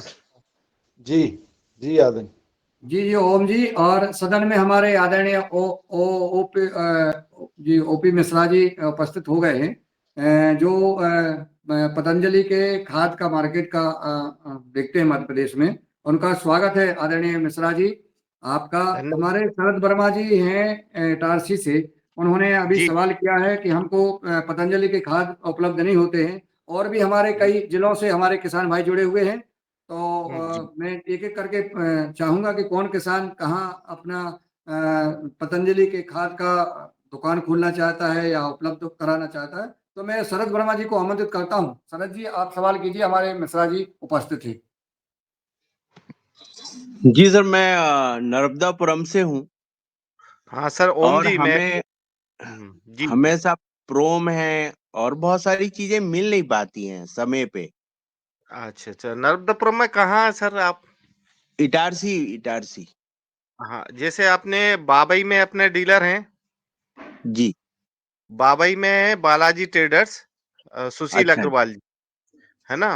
इसके हाँ। बाद आपने आस्था में है दोबारा ट्रेडर्स, है ना। तो ये दूर दूर बहुत है सर, हमारा इटारसी होशंगाबाद 2 जगह यहाँ कहीं भी हो जाता है। अपना होशंगाबाद में अपने ये है मां परसाई जी है ना, मां नर्मदेश्वर तो ट्रेडर्स उनके वाले। पास प्रोडक्ट नहीं रहते सर उनके पास। वो डीलर है मगर वो बुलाते नहीं है। मगर इटारसी में हमें कोई डीलर मिल नहीं पाया, हमने बहुत कोशिश की। इटारसी प्रॉपर में कोई अभी ऐसा डीलर नहीं मिल पाया है। तो अगर कोई डीलर बनना चाहता है इटारसी में तो हम उनको उपलब्ध करा देंगे। जी जी जी जी। सर इटारसी इसका में क्या, डीलर का क्या आपके पास क्राइटेरिया, कैसे क्या आप इसमें डिसाइड हमारे तीन क्राइटेरिया है। जी। एक तो रिटेलर डीलर होता है, उसमें 21,000 रुपये सिक्योरिटी ली जाती है। हेलो। हाँ हाँ जी जी। और उसमें फर्टिलाइजर और सीड और पेस्टिसाइड के उनके पास लाइसेंस होना चाहिए। डीडीए लाइसेंस लगेगा। हाँ, एग्रीकल्चर के लाइसेंस होना चाहिए उनको, लाइसेंस जी। होना चाहिए या अच्छा फर्टिलाइजर, सीड और पेस्टिसाइड के। और अच्छा। दूसरा एक है हमारा स्टार डिस्ट्रीब्यूटर के लिए 1 लाख रुपए सिक्योरिटी रहती है। अच्छा और एक गोल्ड क्लब वाली होती है, वो 5 लाख की होती है। अच्छा। उसमें हाँ। तो जो रिटेलर डीलर बनते हैं जैसे हम तैसे इटारसी में बनाएंगे तो उसके पास में जो भी है लाइसेंस होना चाहिए, जीएसटी नंबर होना चाहिए, और 21,000 रुपए की सिक्योरिटी लगेगी उसको। हम्म। ये क्राइटेरिया है, बाकी कोई दिक्कत नहीं है। और बाकी किसानों को जी अगर उपलब्ध कराते हैं तो हम, आप थोड़ा सा हमें एड्रेस दे दें तो हम अपने मोबाइल नंबर दे दें तो हम उनको उपलब्ध कराने की कहीं ना कहीं डीलर के माध्यम से उपलब्ध करा देंगे किसानों जी को। जी जी। हमसे हम मेरा नंबर आप नोट कर लीजिए। आपको कहीं से भी उपलब्ध जरूरत है तो हम कहीं ना कहीं किसान को कहीं किसी भी माध्यम से उपलब्ध करा देते हैं। हमारे पास बख्तरा से आई थी डिमांड, तो हमने किसान के लिए पूरा, हमने जैविक खेती के लिए पूरे प्रोडक्ट उपलब्ध कराए थे। अच्छा जी जी। हाँ हाँ। पूरा हमने कहीं से भी भेजा उनको, किसी डीलर के माध्यम से या कहीं भी, तो हमने वो उपलब्ध कराए थे। हम जहाँ जहाँ तो हम आपका मेरे नंबर बता दीजिए सर। सर 98275 98275 85 85 648। 648। जी आप सर। किसी भी समय सीड में, बीज में, बायो में आप उपलब्ध करा सकते हैं सर। जी सर, जी सर, जी सर। ये कर दीजिए, फिर इसके बाद में कल मैं फिर आपसे डायरेक्ट जुड़ूंगा, तो आपसे फिर पूरे विस्तार में चर्चा करूंगा। जो भी जानकारी लेना हो आपको किसी भी क्षेत्र में बायो से संबंधित, तो आपको उपलब्ध करा दूंगा। जी, जी। ठीक। ओके भाई सर साहब। सर एक जानकारी और इसमें चाहिए था। जी। सर ये जो अपना जैविक प्रमाणीकरण है भोपाल में, इसकी जी। लिस्ट में सर अपना ये आता नहीं है नाम पतंजलि का। जैविक प्रमाणीकरण में अब हमारा मेरा जो स्तर है वो भाई साहब को पता है। हमारा तो जो मध्य प्रदेश गवर्नमेंट से हमारा लाइसेंसिंग जो परमिशन मार्केटिंग का है, वो तो जी, उपलब्ध है। और जी, उसमें प्रमाणीकरण का ये ऊपर मैनेजमेंट का क्या है, क्या सिस्टम है, थोड़ा सा उसमें मुझे ज्यादा नॉलेज नहीं है। भाई साहब जानते हैं उसमें क्या है। नहीं हम्म वो सर उन्होंने जो लिस्ट दे रखी है साइड पे, हम्म किस किस हम्म। कंपनी से आप प्रोडक्ट ले सकते हो जैविक प्रमाणीकरण में, तो उनमें उसमें सर अपना पतंजलि का हमने कहा था सर हम प्रोम डालते हैं, तो उन्होंने हम्म। कहा साहब वो पंजीयन नहीं है हमारे यहाँ पे आपके यहाँ। अच्छा अच्छा। तो उसकी वो एक मैं प्रॉब्लम आई थी, अगर वो भी दूर हो जाए तो अच्छा होगा अब सर। उसका पंजीयन की क्या प्रोसेस है, मैं भाई साहब से चर्चा करके उसका अपन जितना भी होगा वो पंजीयन भी करवा लेंगे, है जी, ना। जी, जी सर। हाँ, मध्य प्रदेश गवर्नमेंट की हमारी सेल परमिशन तो है तीनों प्रोडक्ट, तीनों बायो की, फर्टिलाइजर, पेस्टिसाइड और सीड की। जी, जी, जी, जी। तो ये सर उसमें हो जाएगा पंजीयन, तो वो हाँ प्रॉब्लम भी हमारी हो जाएगी। हाँ वो क्या है ठीक है। जब आते हैं चेक करने के लिए तो वो पूछते हैं हमसे कि आप कौन सा वो डाला है आपने, अच्छा अच्छा तो ठीक है। फिर तो अपन। क्या वो है प्रोसेस है, हम देकर उसको आवेदन कर देंगे उसके लिए। जी सर, जी ओम। ठीक। मिश्रा जी, अपनी जो बात हुई थी उसका अपन को करना है ताकि जो है वो पंजीयन करा लें अपन। और हाँ, तो मैंने क्या क्या पेपर लगेंगे अपन को, क्या चेक लिस्ट लगेगी, वो उपलब्ध हो जाए, कहाँ करवाना है वो अपन करवा लेंगे भाई साहब। आज आप वहाँ बात कर लें एचआर, और ठीक कैसा ऐसा संवाद आया था युवा हर कार्यक्रम में, तो ठीक ठीक। और किसानों ने डिमांड की है। और वो किसान अगर अपना प्रोम का डालते हैं तो वो कहते हैं कि इसका रजिस्ट्रेशन नहीं है, ठीक है ना। हम्म तो इसलिए जो है वो दिक्कत आती है। और कहीं कहीं जहाँ भी जैसे शरद भैया हैं, इनको खाद का मैं चाहूंगा कि इन्हीं के यहाँ अपन खाद की एक एजेंसी ले लें इटारसी में। और ये अच्छे ठीक। किसान है, बड़े बड़े किसान है, और पूरे क्षेत्र में इनका वर्चस्व अच्छा है, किसानों से संपर्क है। और एक किसानों की पूरी नर्मदापुरम की एक टीम बन गई है जैविक किसानों की, जिसमें कई हजार एकड़ मानिएगा आप जैविक प्राकृतिक खेती शुरू हो गई है। तो हम चाहेंगे कि हम अपने अच्छे रेट पे और इनको सुविधा के अनुसार यहाँ खाद उपलब्ध करा दें, ताकि सब जगह सब किसानों को उपलब्ध होने लगे। जी और भाई साहब। आज और कहे इसमें कल भी आप जुड़िएगा इस कार्यक्रम में, यही लिंक रोज रहती है। ये ठीक है भाई। कोरोना काल से मिश्रा जी अभी तक चल रहा है लगातार। और इसमें नहीं हमारे नहीं, किसान भाई और वैज्ञानिक आपस में चर्चा करते हैं खेती किसानी की। डेली डेली जोड़ जाए, डेली कितने बजे जोड़ना पड़ता है। 5:30 बजे से योग करिएगा 7 बजे तक, ठीक ठीक और 7 बजे से 8:30 बजे तक अपनी किसानी की खेती किसानी की चर्चाएं होती हैं विभिन्न मुद्दों पर। तो ठीक ठीक। अपन वो वीडियो बंद भी रख सकते हैं, आप सुन सकते हैं, जब जरूरत है तब बोल सकते हैं, नहीं तो सुन सकते हैं, जितना जब रह सकते हैं ठीक है। जरूर रहें ओम, जी। धन्यवाद बस। ओम जी ओम। जी, ओम। झारखंड से आदरणीय कृष्ण कुमार जी, आपका हैंड रिच है, आप सादर आमंत्रित हैं। पतंजलि किसान सेवा समिति जिला प्रभारी कृष्ण कुमार जी।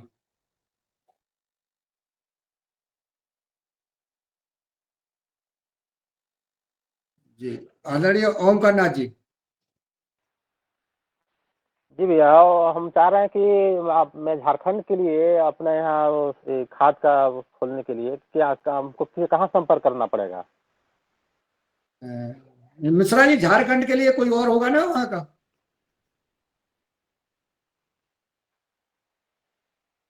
मिश्रा जी म्यूट हैं, अनम्यूट कर लें। मना जी, झारखंड के लिए मैं आज अभी इसके कार्यक्रम के बाद बात करके आपको हरिद्वार बता देता हूँ, ठीक है? जी भैया, जी जी जी और आप बता देना कहाँ खोलना है, कहाँ चाहिए, आप हमें व्हाट्सएप पे लिख देना वो पूरा। जी जी जी जी हम मैं डाल नंबर दे देंगे, दूंगा। आपको एड्रेस डाल देंगे। हाँ, तो वहाँ का नंबर हमको आपको पूरा प्राप्त हो जाएगा झारखंड में जो देख रहा है मार्केटिंग का, ठीक है? अपना एड्रेस जी अपना एड्रेस डाल देंगे, आपको डिटेल्स डाल दीजिएगा हमको कि क्या कैसे क्या प्रोसेस है सारा चीज। हाँ हाँ, बिल्कुल बिल्कुल। जी और अगर आप खोलना चाहते हैं, अगर एजेंसी लेना चाहते हैं तो वो भी तो वैसे भी सारी चीजें बता दी जाएंगी आपको। नंबर मेरा है, शेयर है, उस पे आप मुझसे चर्चा कर लीजिए, है ना? ठीक है, चैट बॉक्स में डाल दिया आपने? ठीक ठीक ठीक। ठीक, जी जी। जी ओम, मिश्रा जी से मेरा एक प्रश्न है। मैं बने सिंह आर्य बोल रहा था, मध्य प्रदेश के जिला आगरमालवा से। जी जी मेरा ये निवेदन है कि जो फर्टिलाइजर का जो लाइसेंस रहता है, इसी तरह अपना ऑर्गेनिक का लाइसेंस नहीं होता क्या? किसानों को ट्रेनिंग देने के बाद पतंजलि मान लो किसानों को ट्रेनिंग दे दे, ट्रेनिंग के बाद में उसको पतंजलि का ही ऑर्गेनिक प्रोडक्ट बेचने का लाइसेंस दिया जाए। नहीं, वो हमारी ये मार्केटिंग पॉलिसी है फर्टिलाइजर वाली। जी ये हमारे गवर्नमेंट्स के जो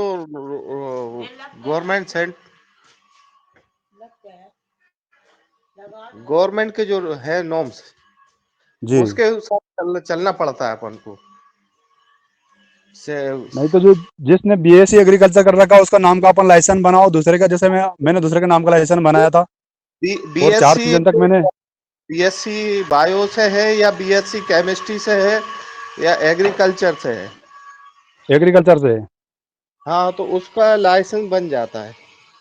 लाइसेंस तो बना लिया था, मैंने लाइसेंस बना लिया था, और परंतु लगाया नहीं। उससे पहले अपने जो शाजापुर वाले हैं ना, रमेश पाटीदार जी, हाँ हाँ उनके वहां से माल मंगाया उनके अथॉराइज से, और 4 सीजन तक बेचा भी सही मैंने। हाँ परंतु वो हाँ। क्या कि दूसरे लोगों के लाइसेंस की अनुपस्थिति में उसको भी पार्टनरशिप रखना पड़ता है, ऐसा रहता। तो उसमें कोई ऐसी गाइडलाइन जारी की जाए पतंजलि से कि केवल ऑर्गेनिक प्रोडक्ट ही बेचा जाए। नहीं, जो लाइसेंस बनवा लेते हैं वो अपन ये अगर वो उनको पतंजलि का ही बेचना है तो वो बेच सकते हैं।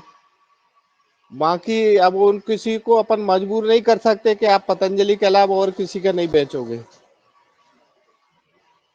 नहीं नहीं, तो बिना जैसे अपनी व्यवस्था ऐसी हो पतंजलि की कि वो केवल पतंजलि का ऑर्गेनिक उत्पाद ही बेचे, उसके द्वारा अपन को किसी प्रकार का कोई बीएससी एग्रीकल्चर वगैरह का सर्टिफिकेट या डिग्री वगैरह की आवश्यकता ना हो, नहीं, ऐसा वो मेरा तो निवेदन था। गवर्नमेंट आजकल उसका उसमें बने सिंह आ जी, लाइसेंस तो जरूरी है। ये मिश्रा जी का काम नहीं है ये जी जी जी कि कौन से नियम बनाए ये जी ठीक है ना?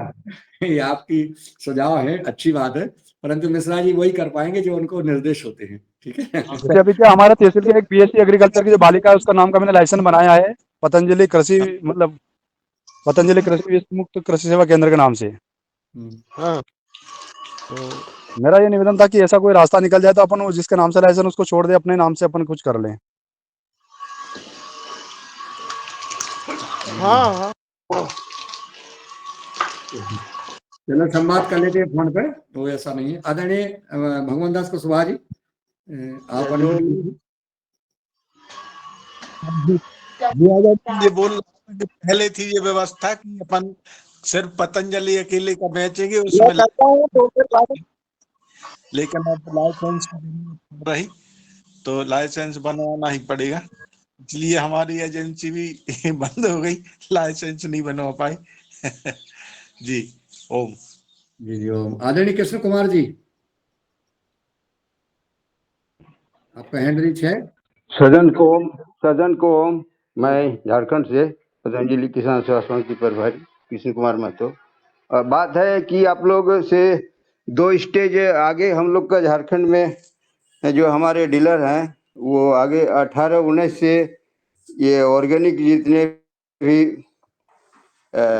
पतंजलि के प्रोडक्ट हैं सभी 18-19 2 साल इतने मैंने अच्छे ढंग से लोगों को और ये प्रचार प्रसार किया गया और लोग उसका पतंजलि का मैंने सम्मान पूर्वक खेतों में प्रयोग किए। और उसके बाद हम लोगों को भी जो एज ए ट्रेनर फार्मर के रूप में हम लोग को भी डेमोस्ट्रेशन में बहुत सारा प्रोडक्ट मिला और हम लोग ने भी प्रयोग किए। लेकिन बहुत ही दुख की बात है कि अब मैं डीलर के तरफ से बोल पा रहा हूँ, डीलर तो इसमें शामिल नहीं होते हैं। और डीलर को जो 18-19 2 साल खूब हम लोग वहाँ से प्रोडक्ट मिला, सही बीज सीड और तमाम चीज़ मिला। और उसका सिक्योरिटी भी जमा किया हुआ है, जो कि हमारे ओंकार नाथ जी दुकान लेना चाह रहे हैं। तो मैं बताना चाहता हूँ ये 18-19 की बात है और सिक्योरिटी भी डिपॉजिट है, लाइसेंस भी है, तमाम चीज़ हम लोग किए। लेकिन 19, 20, 21, 22 अभी हम लोग के लिए सामने समस्या है। हम लोग बार बार गुहार लगाते हैं डीलर के सामने की बात क्या है इस तरह से जो हम लोग को आदत डलवा दिए। अब ऑर्गेनिक करते हैं, ऑर्गेनिक का अब दूसरे कंपनी का सामान देते हैं। हम तो चाहते हैं कि हमारा पतंजलि का सामान हो, प्रचार करते हैं, पतंजलि का आदमी है। तो इस तरह से मैं आदरणीय मुनीलाल जी से झारखंड की बात करना चाहते हैं, जो कि एजेंसी लिए हुए हैं और जिनके कांटेक्ट में झारखंड है। मैं निवेदन करता हूँ आदरणीय मुनीलाल जी से, झारखंड की जो समस्या है, झारखंड तो बहुत ही बड़ा चीज है, लेकिन मैं अपने डीलर के अपने लिए विशेष करके हमारे जो सिल्ली में, रांची में जो पड़ता है उनका कैसे दुकान खुलेगा, कैसे प्रोडक्ट आएगा, कहीं की सिक्योरिटी तो जमा है उनका, और मैं अधिक उनके बारे में नहीं बता सकता हूँ कि उनके लिए मैं तरफदारी कर रहा हूँ, ताकि उनके माध्यम से हम सबों को फायदा मिले। आगे भी जो दुकान लेना चाहते हैं वो भी इस तरह से यदि समस्या सुनेंगे तो शायद वो लोग भी आगे नहीं बढ़ेंगे। 3 साल से प्रभावित हम लोग हैं, उसका कुछ अता पता नहीं है। जरा जानकारी देंगे? धन्यवाद मुनीलाल जी। जी कृष्ण कुमार जी। में अपन ने भाई साहब चालू किया था पहले स्टेट, तो वो बिहार से कमांड करते थे अपन झारखंड को, तो फिर झारखंड बाद में बंद कर दिया है। अभी झारखंड में ऐसा स्टेट कोई इंचार्ज है नहीं है एक्चुअल में। तो अभी वो झारखंड के लिए वहां से ऐसा कोई है नहीं, पहले बिहार के लोग ही देखते थे। एक झारखंड में पहले एक मिश्रा जी थे, प्रवीण मिश्रा, वो देखते थे, वो चले गए छोड़ के। तो अभी इस थोड़ा सा पता करना पड़ेगा कि झारखंड में अभी चालू किया है या नहीं किया, या किया है तो कहाँ से ऑपरेट कर रहे हैं, या डायरेक्ट ऑपरेट कर रहे हैं, या वहाँ कोई स्टेट का कोई इंचार्ज देख रहा है। तो ये अपन करके पूरी जानकारी आपको उपलब्ध करा देंगे। जी बिल्कुल, बहुत बहुत बहुत बढ़िया मिश्रा जी। हमारे आदरणीय राज्य प्रभारी करम जी कोरी जी जुड़े हैं, आवाज पहुंच रही हो तो शायद। हाँ, और मैं आज प्रकाश मिश्रा जी आपके नंबर ये ना 5935 वाले? हाँ, मेरा नंबर है 982, एक बार और आप नोट कर लीजिए। जी 982 जी 75 जी 85 85 हाँ 648। आपका नंबर सेव है सर मेरे पास, पुराने 2 वर्ष पुराने। मैं ये हमेशा कंटिन्यू रहता जी मेरा नंबर। ठीक सर, है आपका नंबर मेरे पास से, मैं बात करूंगा समय निकाल। जी हाँ, मध्य प्रदेश में कहीं भी जरूरत है मिश्रा जी से संपर्क कर लें आप, नंबर मिश्रा जी ने बता दिया है। और हमको ये चैट बॉक्स में सर डलवा दें जी, किसान भी चैट बॉक्स में मोबाइल नंबर डलवा दें। हाँ चैट बॉक्स में डाल दें मिश्रा जी। और किसान ठीक, भाई ठीक। जो भी खाद की एजेंसी लेना चाहते हैं विभिन्न जिलों में, वो संपर्क करें मिश्रा जी से। वैसे मैं फेसबुक पे एक्टिव रहता ही हूँ, मैं प्रोडक्ट के बारे में प्रमोशन डालता ही रहता हूँ डेली। फेसबुक पे आप मुझे फॉलो करें तो अब मेरा डेली कोई ना कोई प्रोडक्ट के बारे में मेरा उस पर नंबर रहता है, कांटेक्ट नंबर रहता है, और डेली कोई ना कोई प्रोडक्ट के बारे में चलता रहता है। फेसबुक पे फॉलो अप रहता है मेरा, तो आप मुझे फेसबुक पे भी फॉलो कर सकते हैं, और उसको नंबर भी वहां से भी मिल सकता है डायरेक्ट। मिश्रा जी, कल अपन ये सोच रहे हैं कि आप बात कर लें, जैसे झारखंड की जो समस्या आ रही है और भी कई राज्यों की समस्याएं अगर हैं, तो इसमें युगहर में हम सबको जोड़ लेंगे। वहां से आपके जो हेड है, कौन देख रहा है, शुक्ला जी या तिवारी जी?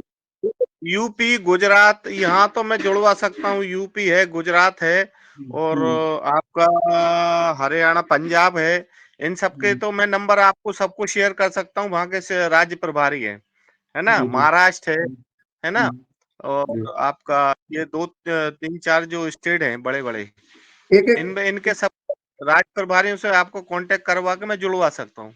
एक दिन एक राज्य का चलने दो। जैसे आज आज अपन मध्य प्रदेश की बात कर रहे हैं, कल अपन महाराष्ट्र जी की, झारखंड की, ऐसे एक एक दिन एक एक को जोड़ेंगे अपन, ठीक है ना, जी ताकि जी जी जी जी। हाँ ये तो ठीक रहेगा। हाँ तो हाँ हाँ हाँ। आप उनको चलिए, नंबर आप और कोई मध्य प्रदेश का किसी और जिले में कोई खाद की कोई समस्या हो अगर, तो हाँ आप संवाद कर सकते हैं अभी मिश्रा जी से। हम डायरेक्ट भी प्रोवाइड करवा देंगे। जो किसान है, जहाँ कोई डीलर नहीं है, जैसे आपकी हाँ अपना राजगढ़ बढ़िया चल रहा है, उज्जैन में डीलर है, शाजापुर में डीलर है, अपना सीहोर में डीलर है, अपना आष्टा में डीलर है, और होशंगाबाद, पिपरिया, नरसिंहपुर, गाडरवाड़ा, आपका साईंखेड़ा, यहाँ सभी जगह राजमार्ग, रायसेन, सभी जगह जहाँ भी जो डीलर हैं वो अपने हैं। और आप अगर चाहें तो मैं उनके नंबर भी दे दूंगा, और आप डायरेक्ट चाहें तो हम डायरेक्ट भी कुछ उपलब्ध करा देंगे उनकी सुविधा के लिए। जी जी एमपी में कहीं भी उपलब्ध करा देंगे, सतना, बहुत बढ़िया। रीवा, पूरा। चलिए बहुत सुंदर। आपका नंबर दे दिया है किसानों को, और अब वो ठीक आपसे संपर्क करेंगे जी। ठीक है। अब चल समय हो गया है। अब आज समापन की ओर चलते हैं। जी जी। तो दिनेश जी तक आवाज नहीं पहुंच रही है।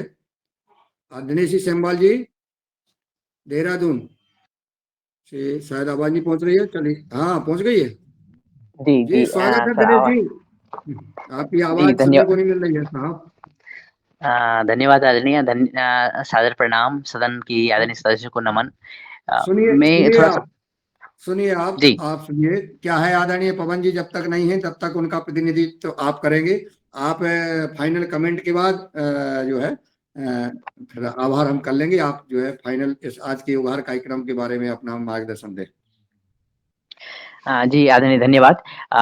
मैं जुड़ा था, लेकिन बहुत सारी बातें मैं सुन नहीं पाया, कुछ नेटवर्क जा रहा था, आ रहा था। और अभी मैं कुछ देर से सभी आदरणीय सदस्यों को सुन पा रहा हूँ। और जो मैंने आज हमारे योग शिक्षक आदरणीय पटेल जी ने सुंदर योग कराया, और उसके बाद आदरणीय मुनीलाल सर ने जो महत्वपूर्ण बातें बताई हैं कि रबी फसलों की, कि कैसे हम क्या ख्याल रखें अपने खेतों का, और समय पर कैसे बुआई करें। कुछ बातें मैं ये सुन पाया हूँ, और ये बहुत ही महत्वपूर्ण हो जाता है कि हम जिस फसल में चल रहे हैं, जिस समय पे चल रहे हैं, उन फसलों पर समय पर बुआई करें। साथ में ये महत्वपूर्ण बात आई है कि आदरणीय शरद वर्मा सर ने कहा है कि हम जो बड़े खेत हैं उनको सीड ड्रिलिंग से या मशीनों का उपयोग करें, ताकि समय भी कम लगे और उसका एक पैमाने के साथ हमारी बुआई भी हो। और आदरणीय हमारे दुबे सर की बात एकदम दुरुस्त थी कि हम एक जो पैमाना है उसको साथ लेके चलें, ताकि आने वाले समय में हम विधित पूर्वक वैज्ञानिक तरीके से अपने खेती कर सकें, बीजों को बो सकें, और दूसरी जो जैविक खादें हैं उनका उपयोग कर सकें। और सबसे महत्वपूर्ण बात ये लगी कि योगाहार का ये प्लेटफॉर्म किसानों की समस्याओं को समय पर निदान कर रहा है और उन्हें सुलझा रहा है। और संभवतः इसी समस्या, जो कि समय पे खाद पानी नहीं है, समय पे हमें बहुत बार हम अपने कार्य की अफरा-तफरी में भूल जाते हैं कि कौन से टाइम पे अब क्या फसल बोने या क्या कृषि क्रिया करनी होगी, और बहुत सारी चीज़ें हम भूल भी जाते हैं क्योंकि व्यस्तता इतनी रहती है। क्योंकि किसान खेती से लेकर के मार्केटिंग से लेकर के सभी व्यवसाय करता है, सभी जुगत करता है। लेकिन इन जुगतों को एक प्लेटफॉर्म के तौर पर और सभी किसान भाइयों के समन्वय से योगाहार के माध्यम से आगे बढ़ाया जा रहा है। और ये सरलता आदरणीय आप लोगों ने दी है, योगाहार के रूप में आगे बढ़ाई है। और महत्वपूर्ण ये भी है कि जिन किसान भाइयों के पास जो जैविक खादों की उपलब्धता, बायो फर्टिलाइजर की उपलब्धता नहीं हो पा रही है, बीजों की उपलब्धता नहीं हो पा रही है, उनको भी आप इस मंच से जोड़ करके, जैसे अभी-अभी आपने श्री ओपी मिश्रा जी को आप जोड़ा है और उन्होंने आपको आश्वस्त भी किया है किसान भाइयों को, और अलग-अलग क्षेत्रों से जैसे कहा गया राज्यवार लोगों को जोड़ा जाएगा ताकि उनकी समस्या का निदान एक ही दिन में और एक ही समय पे किया जाए। और ये बड़ी ही युक्त संकल्पना रहेगी जो साकार होगी योग आहार के माध्यम से। संभवतः ये 2-4 दिन पहले हम नवाचार की बात कर रहे थे। ये किसी नवाचार से कम नहीं है कि हम एक प्लेटफ़ॉर्म पर आकर के जैविक किसानों को और जैविक विधियों को, जैविक उत्पादों को आगे बढ़ाएँ। और हाँ, ये बात महत्वपूर्ण ये भी है कि साथ-साथ में सभी किसानों को इन खादों की, इन बीजों की और इन फर्टिलाइज़र्स की तैयारी खुद करनी है, और जहाँ गैप रह जाता है, वहाँ हमारे जो डीलर्स हैं, उसके लिए प्रतिबद्ध हैं और उसके लिए तैयारी करेंगे ताकि सभी क्षेत्रों में हम जैविक को आगे बढ़ाएँ और साथ ही विष को दूर भगाएँ, इस बात की आवश्यकता है। तो इस तरह से अ, एक ये कह सकते हैं कि समुचित रूप से और समग्र रूप से योग आहार का कार्यक्रम योग से लेकर के आहार के सभी पायदानों पर आगे बढ़ रहा है। और इसमें आदरणीय मुनिलाल जी भाई साहब ने जो प्रोडक्शन की बात करी है, जैसे मिश्रा जी को जोड़ करके, अन्य लोगों को जोड़ करके, इन लोगों को भी एक प्लेटफ़ॉर्म मिल रहा है अपनी बात को आगे बढ़ाने का। क्योंकि अभी एक कम्युनिकेशन मुहैया करा रहा है ये मंच, तो इसमें किसानों को सहूलियत मिल जाएगी और एक पारदर्शिता भी सामने आएगी कि अभी-अभी जैसे बने सिंह जी कह रहे थे कि जो हमारे सेंटर हैं, उन पर ज़रूरी है कि हम जैविक उत्पादों को ही रखें, ताकि किसान जैविक ही खरीदें। क्योंकि किसानों के सामने जो आएगा, वो जल्दी-जल्दी में उसको खरीद लेगा, और ये जागरूकता की कमी के कारण भी बहुत बार होता है। लेकिन हमारे किसान जागरूक हो रहे हैं और उनकी ये माँग कि हम जैविक उत्पादों को ही अपनी दुकानों पे रखें, अपने सेल सेंटर पे रखें, ताकि किसान इनका उपयोग कर सकें। ये हमारी उपभोक्ताओं के लिए एक न्यायपूर्ण कदम है। मैं आप सभी के विचारों को एक बिंदु पे अगर समझूँ, तो मुझे ये एक युक्त और न्यायपूर्ण कदम लग रहा है। मैं आप सभी आदरणीय सदस्यों का बहुत-बहुत धन्यवाद करता हूँ, और जी, मैं वापस आदरणीय श्री मुनिलाल जी भाई साहब के पास आता हूँ। बहुत साधुवाद आदरणीय हमारे दिनेश जी सेमवाल जी, आपने बहुत सरल भाषा में, सात्विक भाषा में और ज्ञानवर्धक भाषा में आपने हम सबको मार्गदर्शन दिया। आपको मैं साधुवाद देता हूँ। और आज मुझे जैसे 3-4 दिन से आदरणीय पवन जी का सानिध्य प्राप्त नहीं हो रहा था, क्योंकि वो प्रवास पे थे। आज आपने उनकी जगह हम सबको मार्गदर्शन दिया। मैं धन्यवाद देता हूं आपको कि इसी प्रकार से हम सबका मार्गदर्शन देते रहिएगा। और पूरे कार्यक्रम को आपने जो है प्रस्तुत किया कि किस व्यक्ति ने क्या बात कही है, सबका आपने समावेश किया। मैं रंजना जी के पास चलता हूं, अब वो आए और सबका आभार ज्ञापित करने का कष्ट करें। आदरणीय रंजना जी। जी, धन्यवाद। और सदन को कोटि-कोटि प्रणाम। आज की कक्षा बहुत सुंदर रही। आज आदरणीय अशोक पटेल जी भाई साहब ने बहुत सुंदर क्लास ली। आपका धन्यवाद और अभिनंदन और आभार। इसी के साथ आज सदन में रबी फसल बोने हेतु सदन में अनुभवी किसान वैज्ञानिक का मार्गदर्शन हुआ। बहुत सुंदर चर्चा रही। आज सदन में हर एक किसान को 1 एकड़ जैविक खेती से शुरुआत करनी है